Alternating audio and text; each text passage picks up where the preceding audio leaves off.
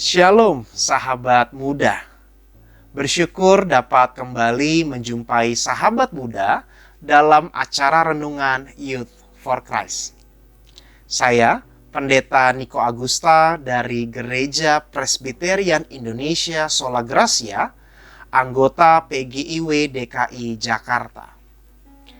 Renungan kita hari ini Jumat 19 September 2025 dituliskan oleh Pendeta Henrikus Agus Raharjo dari GKI Sorogen dan Solo dengan judul Allah di Pihak Kita, yang didasarkan pada surat Roma pasal 8 ayat 31 sampai 39. Sebelum membaca dan merenungkan firman Tuhan, mari kita berdoa. Ya Tuhan, sumber segala anugerah, kami mohon kiranya anugerah-Mu menerangi hati dan pikiran kami, supaya kami beroleh hikmat dan kebijaksanaan daripada-Mu ketika kami membaca, mendengarkan, serta merenungkan firman-Mu. Kuasai kami ya Roh Kudus, sehingga kami dimampukan untuk menjadi pelaku-pelaku firman. Di dalam nama Kristus Sang Firman Allah yang menjadi manusia, kami berdoa. Amin.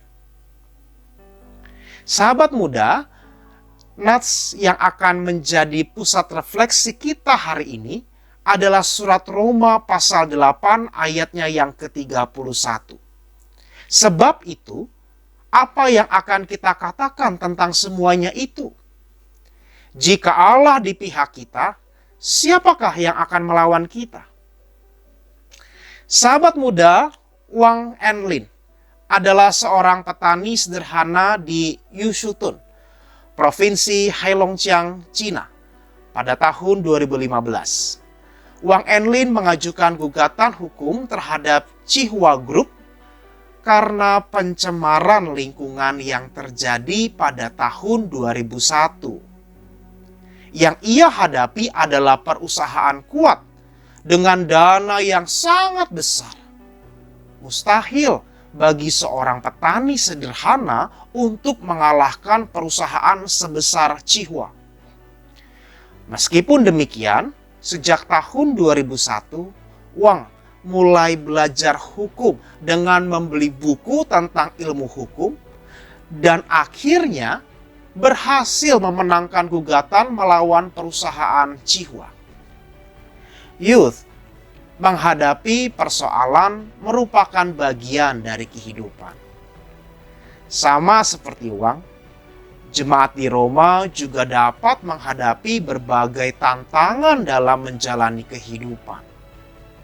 Oleh sebab itu, ayat yang kita baca hari ini merupakan bagian dari surat penggembalaan Rasul Paulus kepada jemaat di Roma.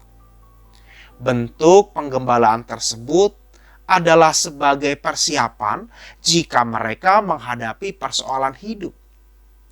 Rasul Paulus menekankan pentingnya mengandalkan Allah dan tetap hidup dalam firman-Nya, terutama di saat menghadapi tantangan hidup. Meskipun yang dihadapi adalah orang kuat, masalah berat, atau kekuasaan yang besar, jangan sekali-kali takut apabila kita hidup benar di hadapan Allah. Allah sendirilah yang akan membela. Sahabat muda, mungkin saat ini kita sedang berhadapan dengan situasi sulit. Meskipun demikian, sesulit apapun keadaannya, hari ini kita diajak untuk terus percaya bahwa ketika Allah ada di pihak kita, kita pasti dapat melalui persoalan seberat apapun. Namun, hal pertama yang harus kita ingat adalah apakah kita hidup sesuai dengan firman-Nya. Jika belum, jangan ragu untuk mengambil jalan pertobatan. Jika sudah, maka jangan menyerah. Yakinlah bahwa Allah akan menyertai dan memampukan kita. Mari kita berdoa.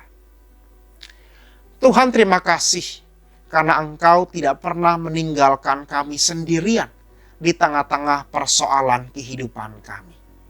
Sesulit dan seberat apapun persoalan hidup kami selalu percaya bahwa tangan Tuhan yang kuat itu akan memampukan dan menolong kami, bahkan membuat kami lebih daripada seorang pemenang. Oleh karena itu ya Allah, mulai hari ini kami mau berkomitmen untuk terus mengandalkan Engkau dan menyerahkan seluruh kehidupan kami ke dalam tuntunan dan pertolongan-Mu. Kami bersyukur untuk firman-Mu yang begitu menguatkan dan menghibur kami ini. Di dalam nama Yesus kami berdoa dan bersyukur. Amin. Sahabat muda, demikian renungan kita hari ini. Jangan lupa subscribe, like, dan bagikan kepada sahabat-sahabat kita yang lain. Tuhan memberkati.